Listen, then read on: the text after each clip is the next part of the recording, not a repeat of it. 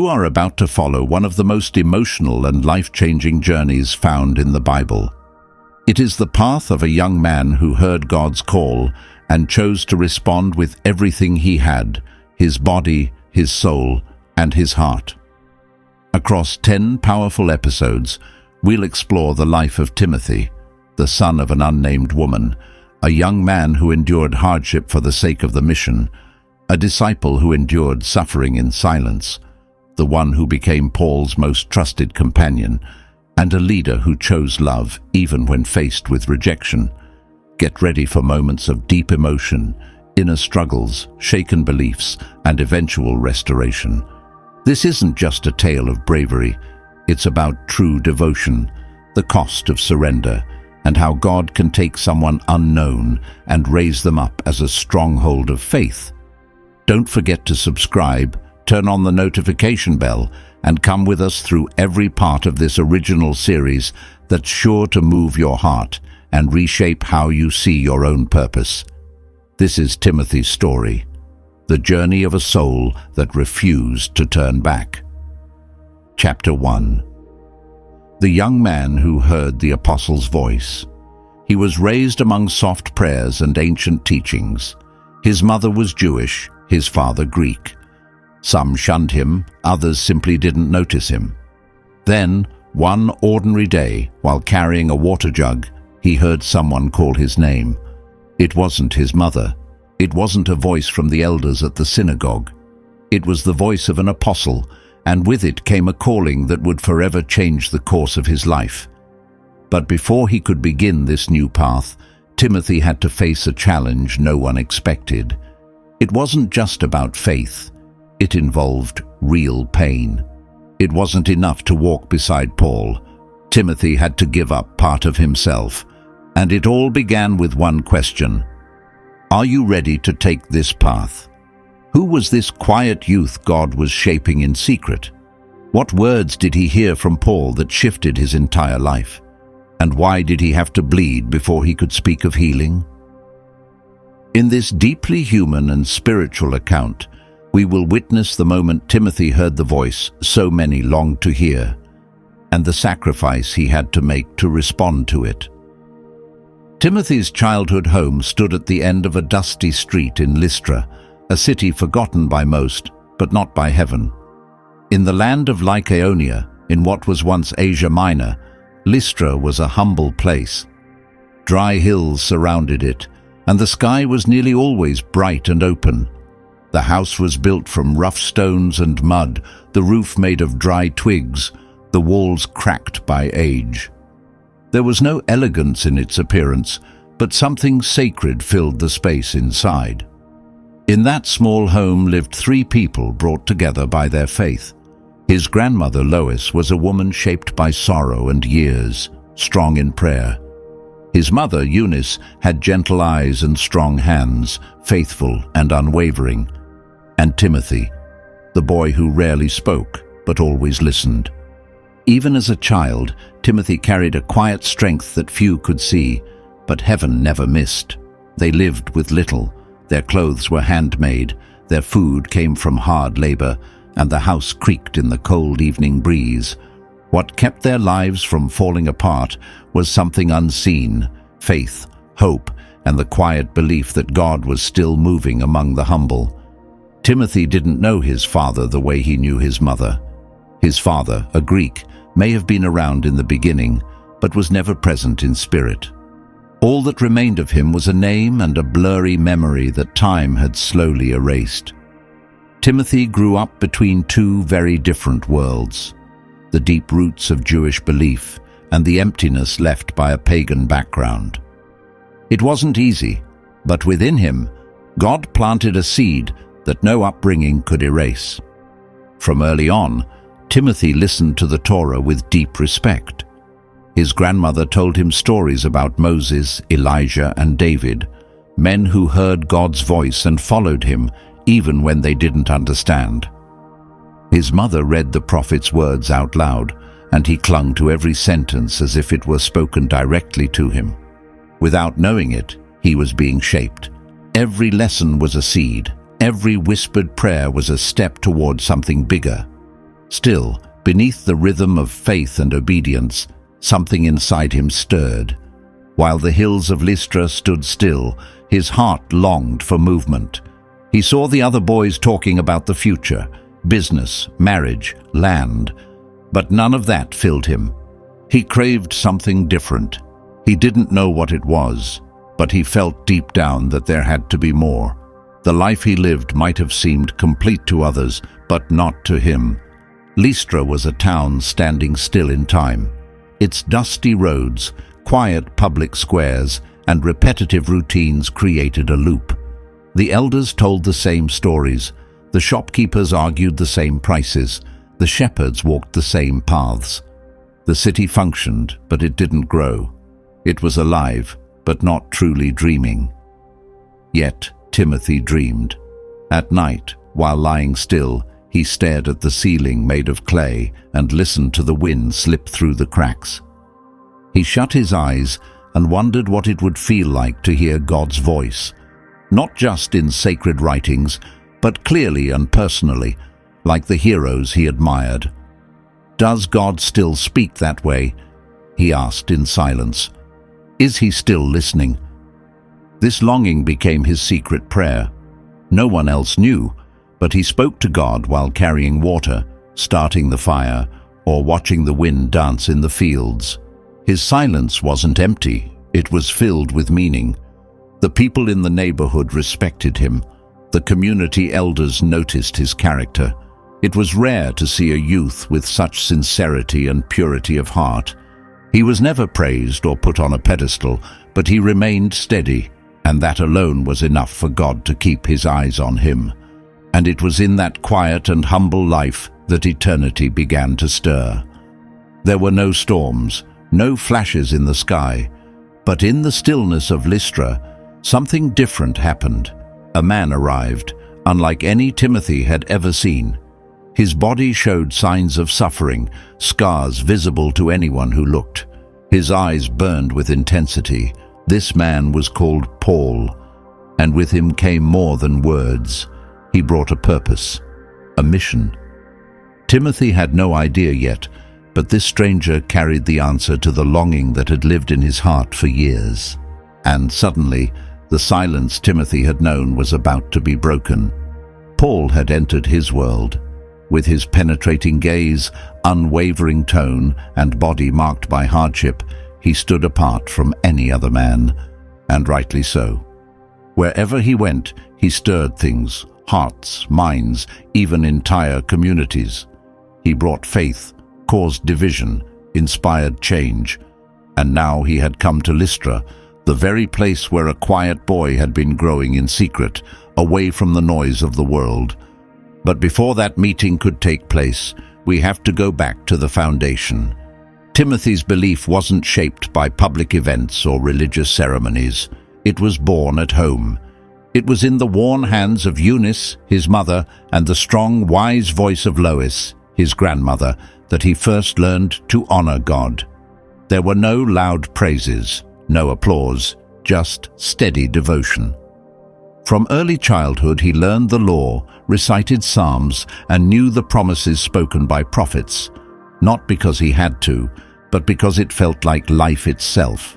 The absence of his father was always there, like a soft shadow beside him, a Greek man who had no connection to the faith, who played no part in their spiritual journey. Timothy didn't look to him for guidance. His name remained, but his presence didn't. Maybe it was that very void that made his bond with the two women who raised him even stronger. Eunice never spoke ill of the man who left. She never filled her son's heart with bitterness. Instead, when Timothy once asked, "Mother, why didn't he stay?" she calmly said, "Sometimes people leave so God can come closer." Lois, always more direct, used to say, "God doesn't build on broken ground, but he can use every broken piece to create something new." Timothy listened quietly and carried those words within. He was always better at listening than speaking, but something inside him was growing, a hunger that even the scriptures couldn't completely satisfy. He sensed there was more, a destiny waiting, a mission to be discovered. At the synagogue, people respected him. The elders admired his discipline, his purity, and how steady he was in his walk. Yet other young men didn't quite get him. They called him too serious. But Timothy understood. It wasn't about being serious. It was about being prepared. And even if he couldn't explain it, he waited patiently. Eunice noticed the way her son often stared at the sky. "What do you see up there?" she asked one day. "I think I'm listening for something my eyes can't see," he answered. She gave him a knowing smile. Maybe silence is how we train for a voice too powerful to hear all at once. In the days that followed, Paul's arrival began to shake the city. He didn't just deliver sermons, he radiated passion. He spoke about Jesus, the Messiah, as if he had stood face to face with him. He spoke of grace, of turning away from sin, of eternal hope. And as he did, people's hearts began to stir. The city, once stuck in its old patterns, now heard something unfamiliar and powerful. From a distance, Timothy listened to every word. He hadn't stepped forward yet. But deep inside, something began to awaken. That voice, there was something about it. It had the same weight, the same authority he felt when his family read the prophets aloud. It was like that voice was the next chapter in the story his mother and grandmother had been telling him since childhood. That same afternoon, after returning from the well, he asked his mother, "If God wants to use me, how will I know?" She gently placed her hand on his shoulder and replied, "You might not be completely sure, but when you hear the voice, you'll know it's him." "And what if I'm not ready?" he asked. "If he calls you," she said with calm certainty, "then you already are." Timothy swallowed the lump in his throat. His heart beat faster. He didn't know why, or maybe he did, but couldn't say it yet. That night, lying on his mat, he looked once again at the rough clay ceiling. Something had shifted. The time of waiting was almost over. What had once been a seed had now grown roots and leaves. What once was quiet preparation was now becoming a call to step forward. And soon, the moment would come that would begin it all. The faith his mother and grandmother had planted in him was about to take root somewhere no one expected.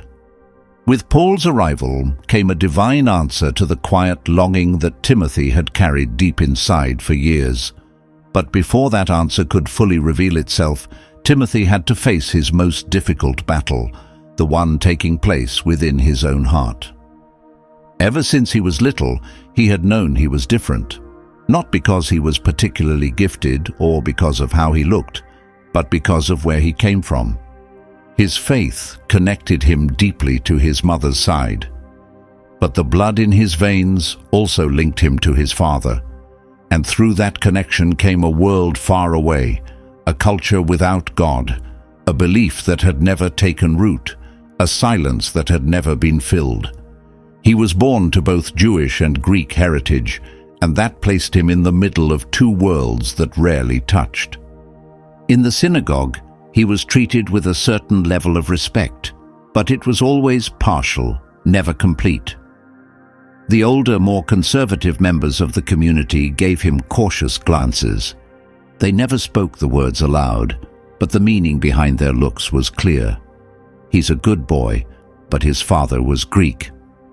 Still, at home, Eunice never allowed those judgments to shape her son's identity. "You are a child of the Most High, Timothy," she used to say. "That matters more than any ancestry on earth." And yet there were moments when he felt torn, like he didn't fully belong in either world. One day, while helping his grandmother Lois tend to their small garden, he asked the question that had been weighing heavily on his heart. "Grandma, can God call someone who feels divided like I do?"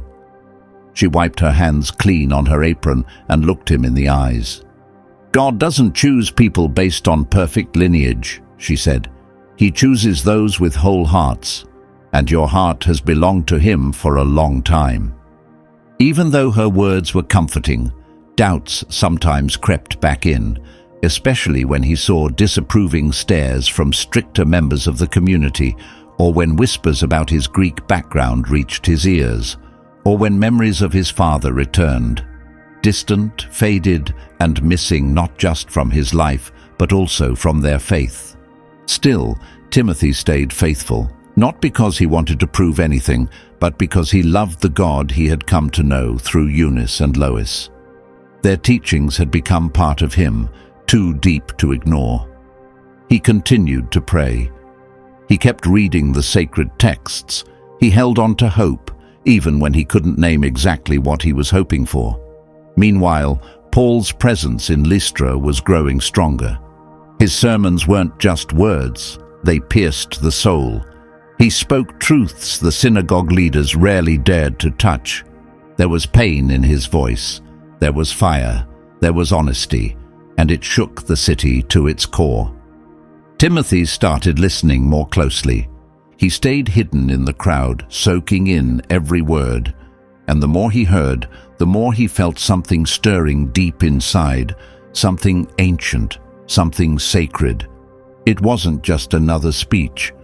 Every sentence Paul spoke seemed to lay down stones in a path that connected both parts of Timothy's identity, as if finally there could be a bridge between the Jewish and the Greek within him. One evening, after hearing Paul speak about repentance and the incredible grace of Christ, Timothy returned home with tears in his eyes. Eunice saw him. "Are you all right?" she asked. "I'm okay," he replied. "I just feel different." She stepped closer and embraced him. She said nothing more, a mother who understands without needing an explanation. Over the next few days, something in him shifted. He felt it from the moment he woke up, while walking through the village streets, while touching the earth in the garden. It was as if someone were watching him, not with criticism, but with purpose. Then it happened. Paul entered the home of a known believer. After spending time in prayer, he turned to a local elder and asked, "Tell me about the young man named Timothy, the son of a faithful Jewish woman. His father was Greek. I'd like to meet him." Later that afternoon, for the very first time, Timothy heard his name called from outside the house. "Timothy, the apostle wants to speak with you." He froze. The water jug in his hands shook. His heart pounded in his chest. In a flash, all the old doubts rushed back. His childhood questions, his fears about being unworthy, his feelings of not fitting in. Could someone like him really be chosen, with his mixed background, with that kind of past? He wiped his hands on his tunic, took a deep breath, and started walking. Before we go on, we'd love your support. Subscribe to the channel and leave a like to help us continue sharing these powerful Bible stories with more people. Now, let's continue with Timothy's journey, a young man who heard God's voice in the quiet town of Lystra. Timothy had no idea what to expect. He had never been invited by someone like Paul before, and those few words, "The apostle wants to see you," kept echoing through his heart like a song he couldn't stop hearing. The walk to the house where Paul was staying wasn't long, but it felt endless. Every step felt heavy, like he was walking into something far greater than himself.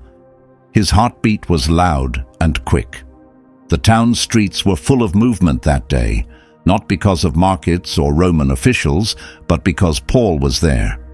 Wherever Paul went, people paid attention. Some admired him, some were skeptical, others were simply afraid. His reputation went ahead of him: preacher, traveler, survivor of suffering. But amid all the curiosity and gossip, it was his gaze that locked onto Timothy. When Timothy stepped inside the house, he saw a man sitting in the shade, surrounded by fellow believers. Paul didn't look proud or important. He looked worn but steady, like someone carrying a great responsibility, one that hurt and inspired him all at once. He looked up, and when his eyes met Timothy's, the world seemed to go still. "Are you Timothy?" he asked. "Yes, sir," Timothy replied. "I've heard about you," Paul said warmly, wasting no time. "Your faith is known." "Your life speaks louder than words," Paul said. "But tell me, are you ready to walk this path?" Timothy's throat tightened. This wasn't an ordinary question. It had nothing to do with where he lived, what work he did, or the Father he rarely mentioned. It was something deeper, something sacred. "Walk." "Where?" he asked softly, his voice slightly shaking. "To the places where the gospel leads you, to where the kingdom needs you. Walk with me, yes, but more than that. Walk with God," Paul replied. A sacred silence filled the room. The quiet murmur of the others faded away, and in that stillness, something shifted. Timothy felt it, not through his ears, but within his soul. It wasn't Paul's voice anymore. It was a different voice. His. The voice of God. It didn't come from outside, but from deep within, rising up like a flame that had always been there. It was as if every lesson, every bedtime story, every quiet moment in prayer had led to this very instant. The answer he had been searching for didn't arrive as an explanation. It came as a direction, a purpose. He wanted to follow. He wanted to go. But then came the fear. Am I truly ready? Am I worthy? Paul seemed to sense the turmoil inside him and spoke gently. "If God is calling you, He will give you what you need. This isn't about being good enough. It's about trusting and obeying." And in that moment, for the first time, Timothy felt peace in the place where confusion used to live. He finally saw it clearly. He wasn't being chosen in spite of his mixed background. He was being chosen because of it. He was meant to bridge two worlds. He would be part of the answer. A thread woven into a story much larger than himself. A story that had begun long before his birth and would continue long after he was gone. As he stepped outside, a breeze passed over him. The city looked the same, but inside him everything had changed. Yet before the journey with Paul could begin, before stepping into his calling, one last matter had to be addressed. Paul understood this. In a more private moment, he shared it with Timothy. "There's something important you need to consider," he said. "Not for salvation, but for the sake of love. Love for the people we will reach. You're the son of a Greek father. For many Jews, that could become a stumbling block." Timothy understood at once. His chest tightened. "Are you asking me to prepare myself by giving something up for the sake of the message?" he asked, lowering his eyes. He felt the weight of the request. It wasn't just spiritual. It would touch his body, his pride, his history. But even so, he didn't ask for time to think. He didn't ask for alternatives. He simply lowered his head and said, "If this will help prevent offense, then I'll do it." Paul was quiet for a moment. Something in that silence spoke volumes. It was clear to him now, this young man's strength didn't come from physical boldness. It wasn't arrogance or haste. It was surrender, willing, full surrender. Later that day, as Paul spoke with local believers, he learned even more about Timothy. One said, "Since he was a child, he stood out.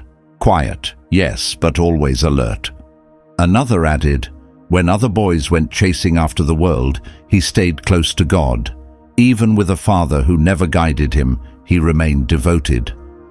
Paul listened carefully, but his eyes were fixed far off, almost as if he were seeing something others couldn't.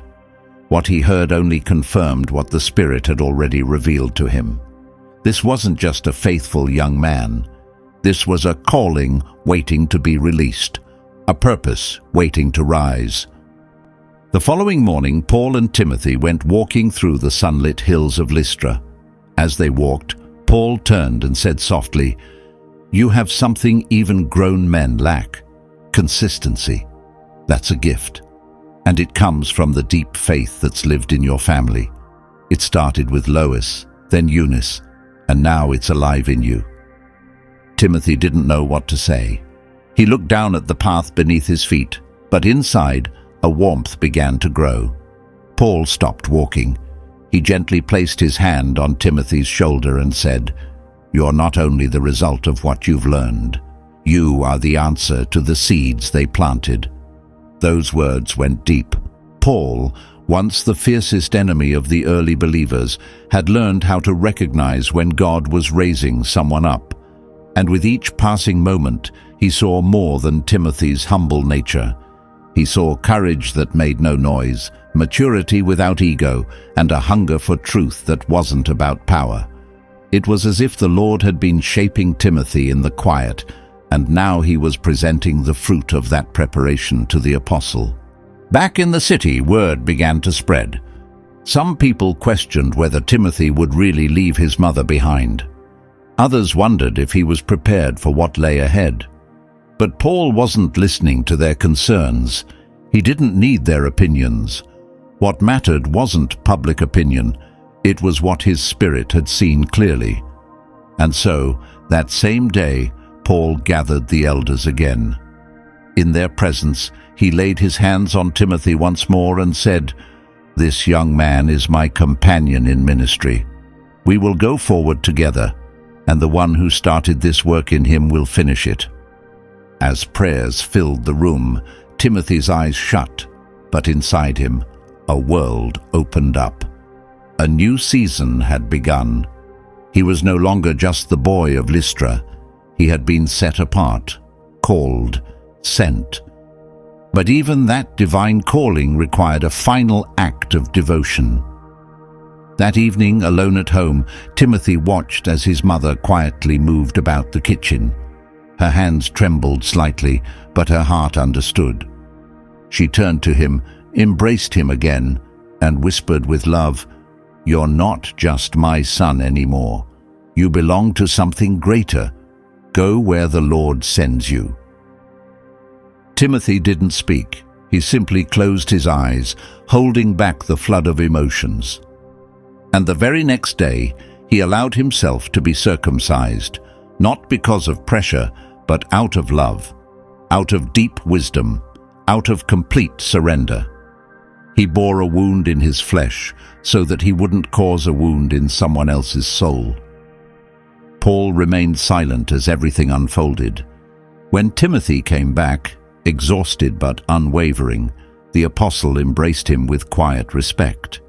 And in Paul's eyes there was a different kind of light, one that seemed to say, "You're ready now."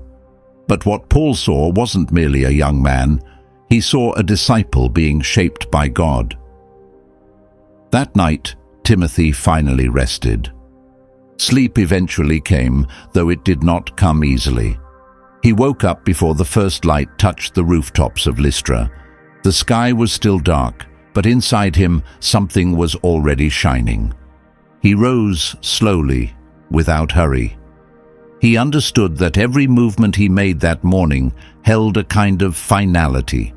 He walked softly through the house.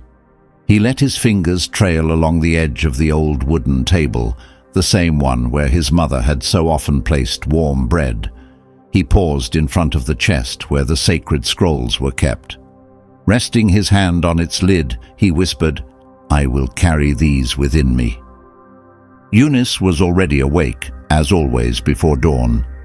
But this morning, she wasn't cooking or working with her hands. She was seated quietly near the window, her eyes lost between the faint glow on the horizon and the memories of the boy who was now something more. As Timothy approached, no words were needed. She understood. The day had arrived. "Did you sleep?" she asked gently. "Yes, Mother," he replied. "The wind woke me like it was him saying, 'Go.'" She smiled, a small bittersweet smile filled with love that pressed tightly against her chest. They stood together in silence for a while, because sometimes the deepest love doesn't need to speak, it only needs to be felt. Lois entered the room with a modest linen pouch in her hands. "I packed some bread and a few dates. It's not much, but they'll remind you of us." "Thank you, Grandma," Timothy said, his voice thick with emotion. "I don't know how to say goodbye," he admitted. She looked into his eyes with strength and said, "You're not leaving us. You're being sent, and everything we've planted in you goes with you." Eunice stood, stepped forward, and gently touched his face with both hands. "Timothy, my child, I've always known this day would come. I saw it in the way you prayed, in the tears you shed for reasons no one else could see, in how your eyes lit up when reading the word." She took a deep breath to steady herself. "I am your mother, yes, but before I held you, you belonged to him, and now, he's not calling you back, is he?" "No," Timothy replied softly. "He's calling me forward, to a place you cannot go, but I must." The goodbye could no longer be delayed. Timothy picked up his bag. He adjusted his simple tunic. He stood in front of the door. His body was ready to move, but his heart wanted to stay. Eunice stepped forward again and held him close. "Promise me you won't forget who you are." "I am your son," he whispered. "I am the fruit of your faith." She held him tighter and said, "Then go. Go and fulfill what God has written for you." In the distance, Paul stood waiting at the gate. His arms crossed, he watched silently. There was no urgency in him. He understood that this moment between mother and son was holy. Timothy turned back one last time. He saw Lois standing in the doorway's shadow. He saw Eunice clutching the wooden post of the house, as if holding herself upright with both hand and heart. Without speaking, Timothy raised his hand in farewell. Eunice returned the gesture, and the young man, who had once prayed in silence, who had longed to hear the voice, began his walk of obedience. The road hadn't even truly begun, and already it was paved with tears. The old wooden gate of Lystra creaked softly as it closed behind them. That quiet sound echoed like a seal, marking the end of one life and the beginning of another. Timothy didn't turn back, not out of coldness, but because his calling was too strong. The faith inside him pulled him forward, firm and certain. Beside him, Paul walked without a word. There was no need for conversation. The early light was just beginning to color the sky, and the dry ground beneath their feet slowly warmed with the rising sun. Every step took Timothy farther from his family, his home, the familiar. But with every step, he also moved closer to what had been prepared for him. The road wound through hills and open fields. Birds soared above. The breeze lifted the dust into soft clouds. Paul, used to the rhythm of long journeys, looked around, but not at the scenery. His eyes kept drifting toward Timothy. The young man didn't speak, but in his silence there was weight. Not the heaviness of regret, the depth of purpose. With each step, Timothy wasn't just walking away from something, he was walking toward it. And without saying a word, he confirmed everything with the quiet strength of his feet. They stopped beneath a fig tree to rest and drink. Paul knelt by a small stream nearby and splashed water on his face. Timothy followed his lead, cupping the cool water in his hands. Their bodies weren't tired yet, but something weightier pressed on their hearts, something not easily spoken. "Was it hard?" Paul asked, still gazing at the flowing water. Timothy paused before responding. "It was," he said honestly, "but it had to be done. Leaving wasn't a decision, it was an answer." Paul gave a quiet nod. The young man's honesty was like healing oil, pure and unguarded. There was no pride, no hesitation, only surrender. This was someone willing to give everything and still keep walking. "You've already taken the first step," Paul said. "But there are other steps ahead, and they'll cost you more than tears." Timothy looked at him, curious. "What else must be done?" Paul stood up slowly, adjusted his tunic, and replied with calm seriousness. "You've been circumcised.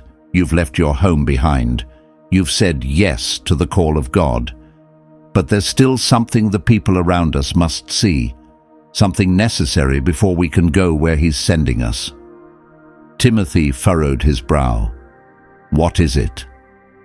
Paul let out a breath and explained, "The believers here speak well of you, but soon we'll be among Jews in other cities, men deeply rooted in tradition. They won't see your heart right away. They'll see your name, your background. They'll remember your father was Greek, and that alone may be enough to cause division." Timothy looked down at the ground. He knew this already. He had grown up with it. The weight of his father's blood had always lingered, invisible but present. "So what will we do?" he asked calmly. "We'll go to them," Paul replied. "We'll stand before them, not to defend ourselves, but to show who you truly are. And before that happens, you'll need to face them, not with arguments, but with sacrifice." Timothy didn't waver. "If removing any obstacle helps the gospel reach their hearts, then I'm ready." Paul smiled slightly.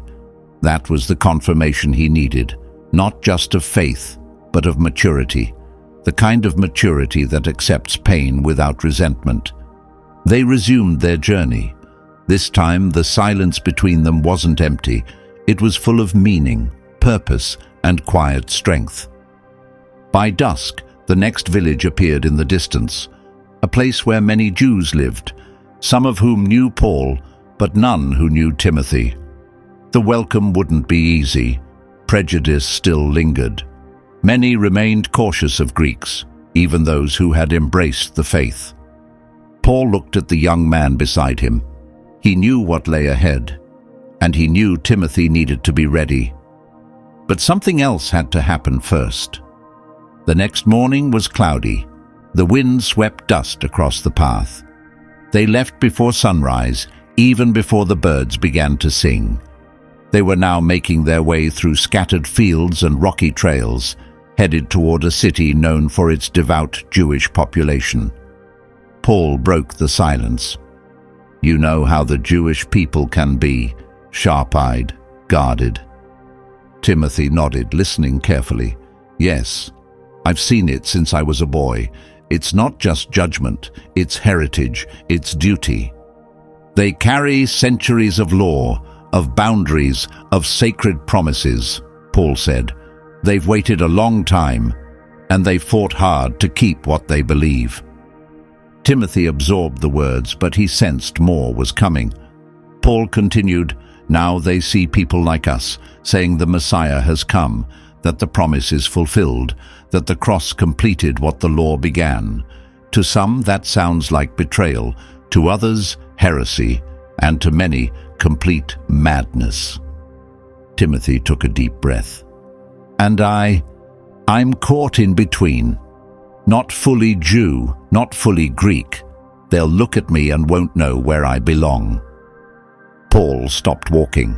He turned to face him fully. "That's exactly why you must be a bridge, Timothy, and a bridge must carry the weight of both sides." The words struck him like a beam of light piercing the fog.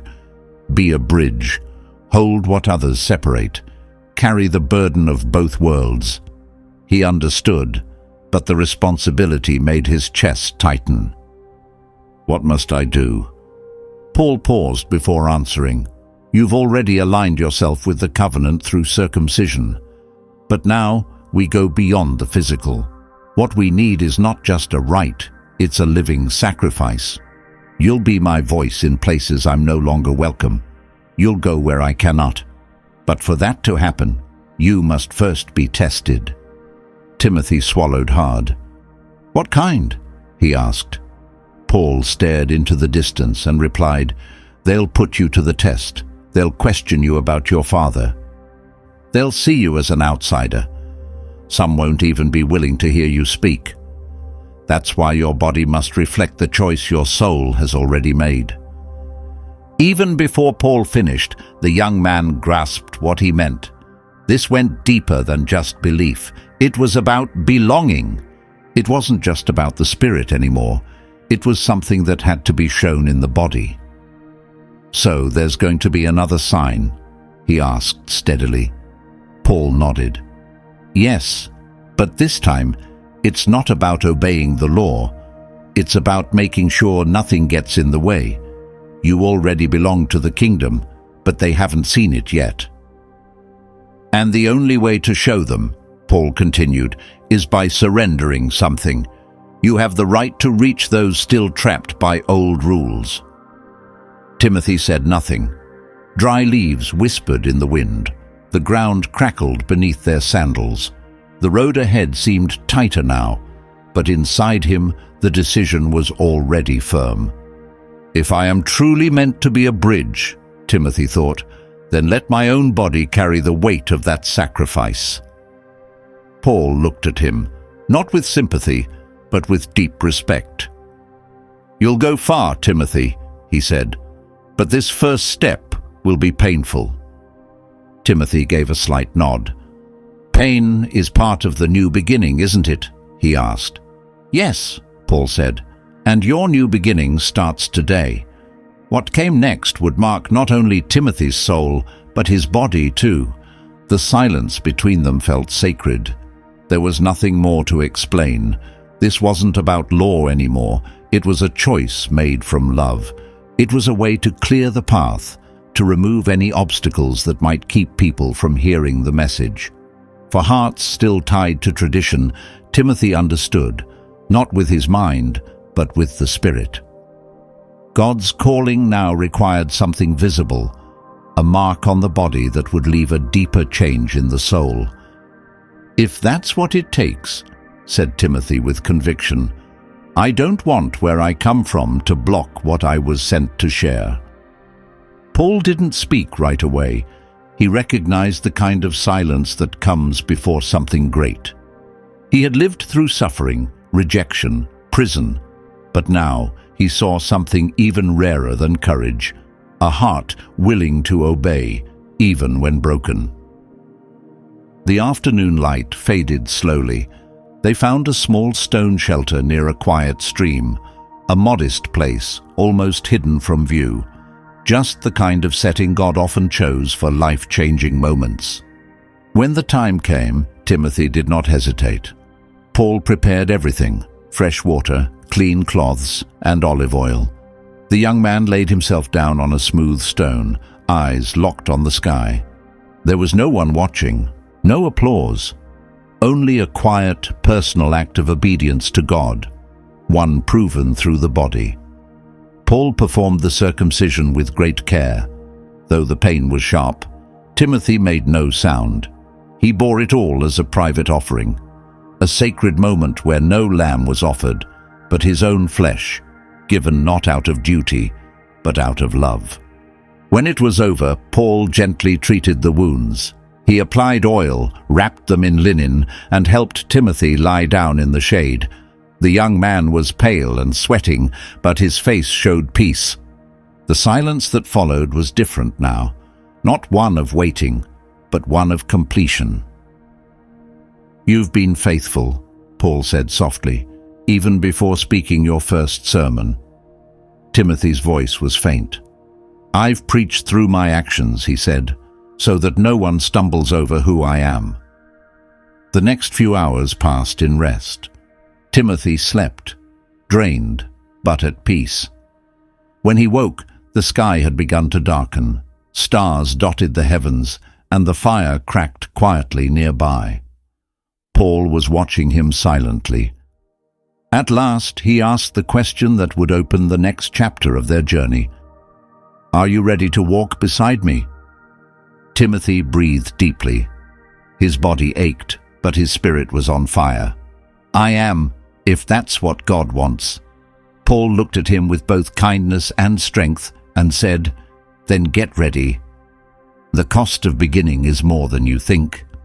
Paul's words echoed in Timothy's heart, and without needing to understand it all, he nodded. He didn't yet know what trials lay ahead, but he chose to trust. He said yes, not knowing what it would cost. But in the next chapter, he'll learn that following God means more than speaking the truth. It means feeling it in your flesh. Timothy will face the blade of sacrifice, not because he had to, but because he chose to, for the sake of the mission. Will faith be strong enough to face that pain? Don't miss part 2. The pain he didn't need to suffer, he accepted it out of love for God. This story will move something deep within you.